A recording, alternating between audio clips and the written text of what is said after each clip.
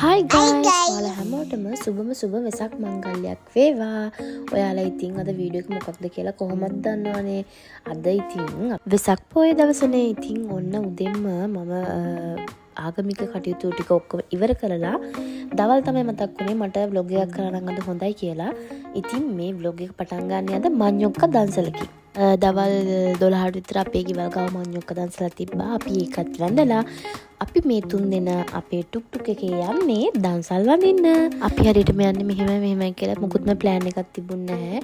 ඒ වෙලට හිතන පැත්තකට යනවා කියලා තමයි ගියේ. ඉතින් අපි යද්දිම අපේ ගමේ වීල් පාක් එකෙන් දෙන බත් දන්සල තමයි මේ තියෙන්නේ. තාම පටන් අරන් නැහැ. ඒක පටන් ගන්න හවස. බලන්නකො ළමයි පුදුම සෙනගක් ඉන්නේ. පුදුම බ්ලොක් එකක් තියෙන්නේ. අපිට මාතර ටවුන් එකට යනවා මම හිතන්නේ පැය භාගයකට වඩා ගියා. ඔන්න ඉතින් අපිට අයිස්ක්‍රීම් දන්සලක් හම්බුණා. අපි ඒකත් වැඳලා අපි දැන් මාතර ටවුන් එක පැත්තට තමයි මේ යන්නේ. ඇත්තටම මාරම ලස්සනක් තියෙන්නේ. රෑට ලයිට් දැම්මම මුළු නගරෙම හරිම ලස්සනයි. බලන්නකෝ බ්ලොක් එක හොඳටම වැඩි මේ හරියේ. අපි ඉතින් මේන් රෝඩ් එකෙන් යන්නේ නැතුව අපි ෂෝට් කට් වලින් තමයි ගියේ. බලන්නකෝ අපි චූටි පැටියගේ සතුට. ඔන්න ඉතින් අපේ ආයුගේ ෆේවරිට්ම දන්සලක් හම්බුණා.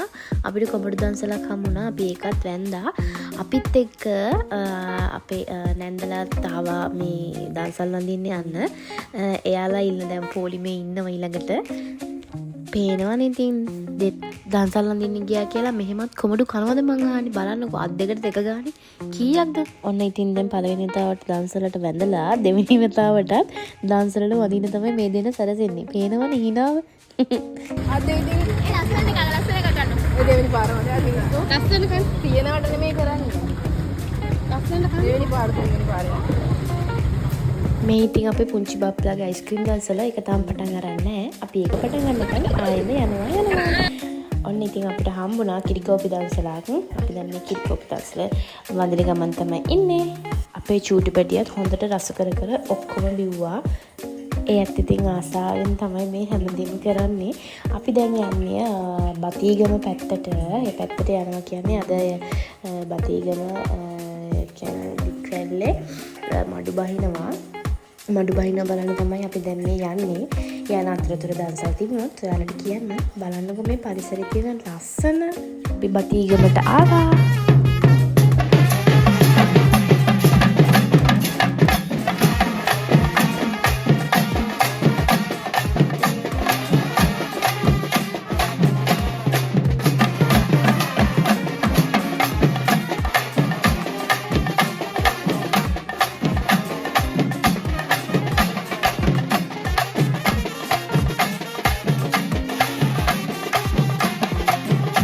ඔයාලටත් බෙරසද්ද ඇහෙද්දි නට වෙනව නේද?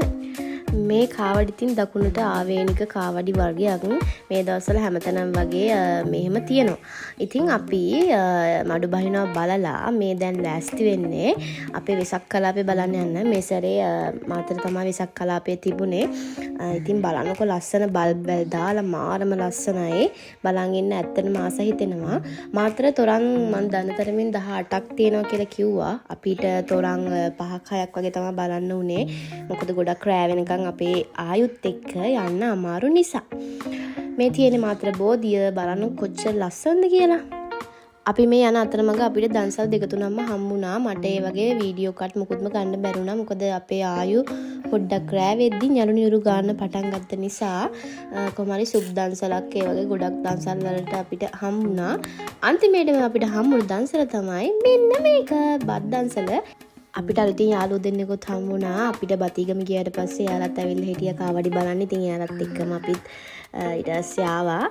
මේ තියෙන්නේ තවත් එක තොරණක්. ඒකත් මාරම ලස්සනයි, මාරම ලොකුයි. ඊට පස්සේ ඉතින් අපි තොරන් ටිකක් බලාගෙන ආයෙම ගියා බීච් රෝඩ් එක පැත්තට. ඒ හරියට තොරන් දෙක තුනක් තියෙනවා. ඒ වගේම වෙසක් කලාපෙත් තියෙනවා. ලස්සන වෙසක් කුඩුත් තියෙනවා. අපේ චූටි පැටිය නම් මේ වෙලාවේ පොඩ්ඩක් ඇඬුවා. මොකද එයා මේ මල් වෙඩිලි වලට හරිම බයයි, සද්දෙට බයයි. ඉතින් අපි ඒ නිසා එතන ගොඩක් වෙලා රැඳෙන්නේ නැතුව බීච් රෝඩ් එක පැත්තට අපි ගියා.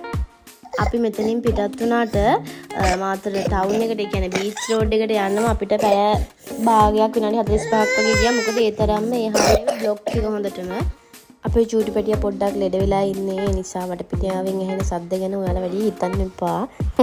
වෙසක් කලාපේ බලන්න යන්න වාහනේ යන්න බෑ. වාහනේ මම නතර කරලා පයින් තමයි යන්න තියෙන්නේ. ඇත්තට මේක හොඳයි. මොකද එතකොට බ්ලොක් එක අඩුයිනේ. බලන්නකො මේ පරිදුව ඔයාලා දන්නවත් ඇති. මේ ඇත්තට මාරම ලස්සනයි මල් වැටිදි දාලා. ඒක මාරම ලස්සනයි ඇත්තටම. මෙතනදිත් ඉතින් සුපුරුදු පරිදි අපේ චූටි පැටිය අඬන්න පටන් ගත්තා. මොකද මල් වැටි දානවට බයයි යා. ඊට පස්සේ අපි ගියා කූඩු බලන්න. මේ තියෙන්නේ කූඩු, වෙසක් කූඩු. ඇත්තටම හරිම ලස්සනයි. එක එක නිර්මාණ ගොඩක් තිබුණා. එක එක විදියට හදලා තිබුණා. මම ඉතින් පොඩි පොඩි ක්ලිප්ස් වගේක් ගත්තා ඒ වගේ. බලන් ඉන්න ඇත්තටම හරිම ආසයි. මොකද මේ තරම් දක්ෂයෝ ඉන්නවද කියලාත් හිතෙනවා. ඉතින් අපි කූඩු බලලා ටික දුරක් යද්දි අපිට හම්බුණා ලස්සනම ලස්සන අයිටම් එකක්. රූකඩ ගොඩක් දවසකින් තමයි මෙහෙම රූකඩ බලන්න හම්බුනේ. ඉතින් බලන්නකෝ ඔයාලත් ආස හිතේ. ජම්කුඩ කාලා බලපිය මගේ පස්සේ. එතකොට තවලාභයයි. එකේ නැද්ද යකෝ වලං හොදන ජම්කුඩ කන්න විත්ත කීපෙත් ඔක මං කියන්නේ නැතොට ඒවල වලඳක් දැනගන්න. ඒක නෙවෙයි. ඔය ජන්නවලි පිනෝ වලං හොදලා මං ගන්න අඹුසේ කිත්තේ. උඹ ගමයාගේ දූ ගන්න නේද තෝ වලං හොදන්නේ. දෙපිය මං ගමේ හැම ජන්නම කියලා තෝ ගමෙන් එළවල දාන්නේ දෙපිය. තෝ යම්බෝ මේ අපේ ගමේ ගෑනු ගන්න. පිට තෝ ඉන්නේ.